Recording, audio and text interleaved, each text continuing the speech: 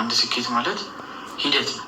ለምሳሌ ትምህርት ቤት ውስጥ ስትማሪ የሚያስጨንቅሽ ለአንቺ ስኬት ብለሽ የምታስቢው ተመርቆ ብዙ ጊዜ የሚያጋጥመኝ ስል በራሴ ስልሽ ባለፈውን ብዬ ይችላል። ብዙ ጊዜ ሰዎች እኔ ጀስት እንደዚህ አይተው ምናምን የሚገምቱኝ ሰዎች አሉ እና ቀርቦ ያዩኝ ሰዎች ደግሞ ስለእኔ የሚያወሩት ሌላ ነገር ነው። እኔም ደግሞ ሰው ስቀርብ እንደዛ ነኝ። መጀመሪያ እንደዚህ አይቼ እንደዚህ አይነት ሰው ነው እንደ የገመትኩት ሰው በኋላ ሲቀርበኝ ሌላ ታሪክ እና አታውቂም ሲቀሰቅሱ እንቅልፍ እኔ ከተኛው አትቀስቅሱኝ። የምታውቁኝ ሰዎች እባካችሁ ተው፣ በቃ ልተኛ ዝም ነው የሚባለው። አንቺ እኮ ብትሞችም የሚደርስልሽ ስለምታ ነው የሚባለው። ሌላ ግን እናደዳለን ተዚ ሲላ ይነግርሻለሁ። ምንድናደልሽ ተናድጅ ብላቅ ይሆናል በሌላ ሰው እንዲህ ስሜቴን እመራለሁ፣ ግን እየነገርከኝ አይደለም ማለት ነው።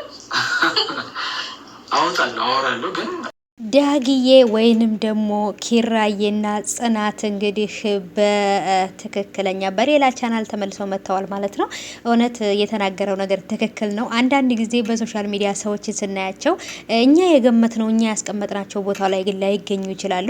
እኔ በተለይ አሁን ናሆማንና ኪራን ሳያቸው በጣም ኩራተኛ፣ በጣም ጢባራም የሆኑ ሰዎችን ሁላ የማያናግሩ ምናምን ይመስሉኛል። እና በነገራችን ላይ ግን ዳጊ ወይንም ደግሞ ኪራ ማለት ነው በትክክለኛ ስሙ ዳግም ነው።